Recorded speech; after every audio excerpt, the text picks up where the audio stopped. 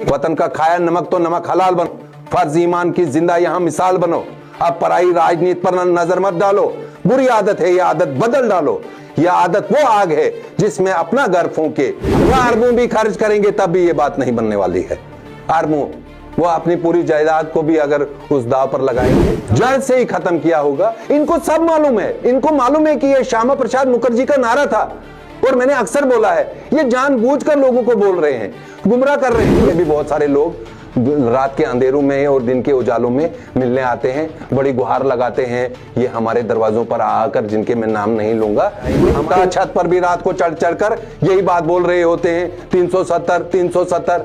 अरे भैया कुछ और भी बातें करो। 370 कोई क्या रिलीजियस बात है कि अगर मैं इसके बारे में बात करूंगा तो कोई मजहबी कोई इसमें तौहीन हो जाएगी? कुछ नहीं, एक ऐसा दफा था ये जो खत्म हो गया और लोग तरक्की कर रहे हैं। उसके बाद आप देखो ना, हमारी कोई बी टीम शी टीम नहीं है। जिनके पार्लियामेंट में 303 मेंबर पार्लियामेंट होंगे, जम्मू कश्मीर में सरकार बनाने जा रहे होंगे, वो क्यों किसी को बी टीम बनाएंगे?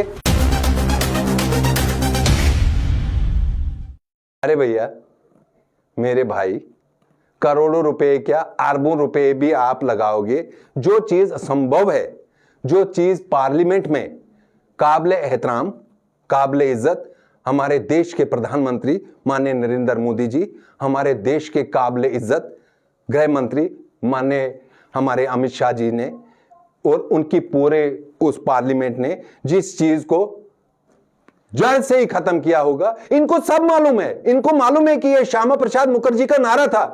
और मैंने अक्सर बोला है, ये जानबूझकर लोगों को बोल रहे हैं, गुमराह कर रहे हैं। ये कोई 370 कोई क्या रिलीजियस बात है कि अगर मैं इसके बारे में बात करूंगा तो कोई मजहबी कोई इसमें तौहीन हो जाएगी? कुछ नहीं, एक ऐसा दफा था ये जो खत्म हो गया और लोग तरक्की कर रहे हैं। उसके बाद आप देखो ना कि कहां से कहां आप जम्मू कश्मीर को देख रहे हो। इन्होंने पकड़ कर रखा है, 370 वापस लाएंगे, 370 वापस लाएंगे।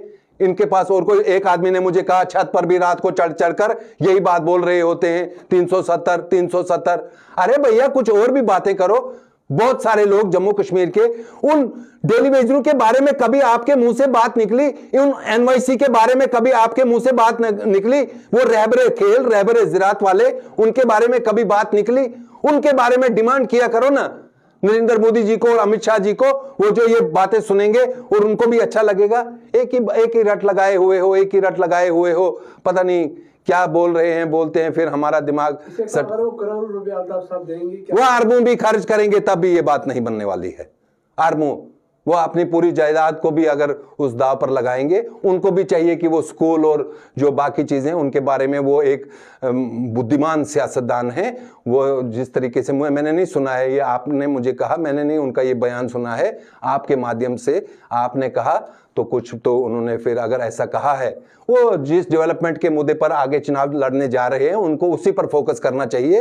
राजनीति का लाभ लोगों के लिए लेने के लिए उन प्रशासन का देखने का काम है, वो देखेंगे। जो जो लोग उसमें बेगुनाह अंदर होंगे उनको, जिस तरह आज हमारे मौलाना साहब को रिहा किया गया, हम उम्मीद रखते हैं यहाँ कोई बेगुनाह ऐसे अंदर रखा नहीं जाएगा। हम उम्मीद रखते हैं आपको इस सरकार पर पूरी तवक्का रखनी चाहिए। लेफ्टिनेंट गवर्नर मनोज सिन्हा साहब यहाँ एक तजुर्बेकार मंजे हुए यहाँ इस प्रशासन को देख रहे हैं। जो भी यहाँ बेगुनाह जो भी होगा, हमें भी तकलीफ होती है जब कोई माँ बगैर अपने बच्चे के घर में ईद करती है, उसकी तड़पन होती है कि मैं बच्चे के साथ ही ईद करूं। कोई भी यहाँ पर बेगुनाह ना पकड़ा जाएगा, ना ऐसी कोई हमारे सरकार की कोई मंशा है। यहाँ कोई बेगुनाह पकड़ा नहीं जाएगा, यह मैं आपको सुख से कहता हूँ। जो बेगुनाह पकड़े भी इनके दौर में पकड़े जाते थे, तो उनको भी हम कोशिश करते हैं आपके माध्यम से। वो देश का गृह मंत्री है, मिलने जा सकता है, वो उसमें कोई कसूर नहीं है। ये भी बहुत सारे लोग रात के अंधेरों में और दिन के उजालों में मिलने आते हैं, बड़ी गुहार लगाते हैं ये हमारे दरवाजों पर आकर, जिनके मैं नाम नहीं लूंगा। वो अगर उनसे मिले होंगे तो उन्होंने थोड़ी कोई पाप किया। देश के गृह मंत्री से नहीं मिलेंगे तो किससे मिलेंगे? हमारी कोई बी टीम शी टीम नहीं है। जिनके पार्लियामेंट में 303 मेंबर पार्लियामेंट होंगे, जम्मू कश्मीर में सरकार बनाने जा रहे होंगे, वो क्यों किसी को बी टीम बनाएंगे? और आप बोल रहे हो कि उनको रात के अंधेरे में मिलकर वो रात के अंधेरे में मिल रहे हैं अल्ताफ बुखारी साहब। अल्ताफ बुखारी साहब ने अपना फोकस जो है वो अगर राजनीति पर रखा होगा तो बात अलग है। वो रात को क्या दिन को किसी भी टाइम गृह मंत्री से मिल सकते हैं। वो जम्मू कश्मीर की यहाँ पर एक पार्टी की नुमाइंदगी कर रहे हैं। हम ना उनके वकील हैं, ना उनको हमारी वकालत करने की कोई जरूरत है। नारा जो दिया है वो कामयाब हो जाएगा 50 पार? वो तो तय है, वो तय, क्योंकि लोगों का समर्थन हमारी तरफ है ना। अवाम हमें वोट करेगी ना।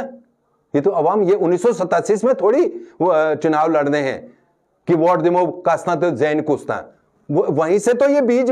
मैं अक्सर बोलता हूं, आज फिर बताऊंगा आपको, ये क्यों नहीं आप उन्हीं को पूछते हो, क्यों उनको आप राजनीति करने दे रहे हो?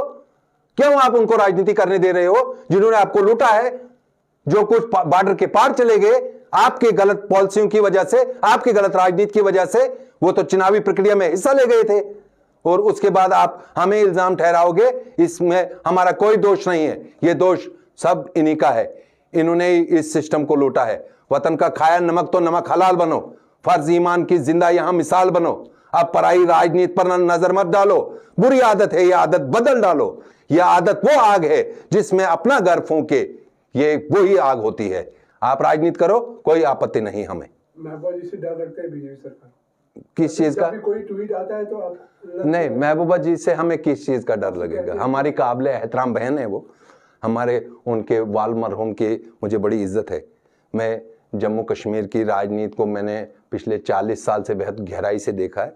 उनके वालिद साहब को मैं एक अच्छा सियासतदान मानता हूं और गर्व नहीं। सुनिए, कोई हमारे लीडर किसी को गाली नहीं देते हैं। हम एक ऐसी संस्था से निकले हुए होते हैं, वहां गालियां नहीं सिखाते हैं। गालियां कहीं इनके कोचिंग क्लासेस लगती होंगी। वो आप हिंदुस्तान के सिस्टम को भी समझ लीजिए कि देश के गृह मंत्री जिस पर आज अमित शाह जी बैठे हुए हैं, उस कुर्सी पर जम्मू कश्मीर के मुफ्ती मोहम्मद सईद साहब बैठा करते थे एक जमाने में। तो इसका मतलब उनके पास भी कुछ क्वालिटीज थी, तभी वो उस कुर्सी पर बैठते थे। और आप बोल रहे हो कि हम महबूबा जी को डरते हैं। डरते हम अल्लाह से हैं। अल्लाह से डरोगे तो आपका डर बना रहेगा। महबूबा जी से हम क्यों डरेंगे? किस बात पर डरेंगे? ऐसा कौन से वो वहां तीर चला रहे हैं तो हमें तकलीफ हो रही है? किससे हिसाब लेना है उन्होंने? वो पहले अपना हिसाब दे देना पुराना कश्मीरियों को। हमें क्या हिसाब देना है? हम तो यहाँ हजारों करोड़ रुपए यहाँ निवेश करने के लिए ला रहे हैं, तो वो भी अपने टाइम का हिसाब देंगे ना। वो भी अपने टाइम का हिसाब देंगे। आज तो वो सारे एक ही वहां वो पास्ट वो पीएचडी कुछ बनाई है ना उन्होंने, है गुपकार अलायंस। वो past higher secondary with difficulty है। वो कल कोई एकजुट नहीं होंगे। ये ऐसे लोगों को ठगने के लिए उन्होंने ये एक मदारी बनाई हुई है। इससे अब कश्मीरी ठगा नहीं जाएगा।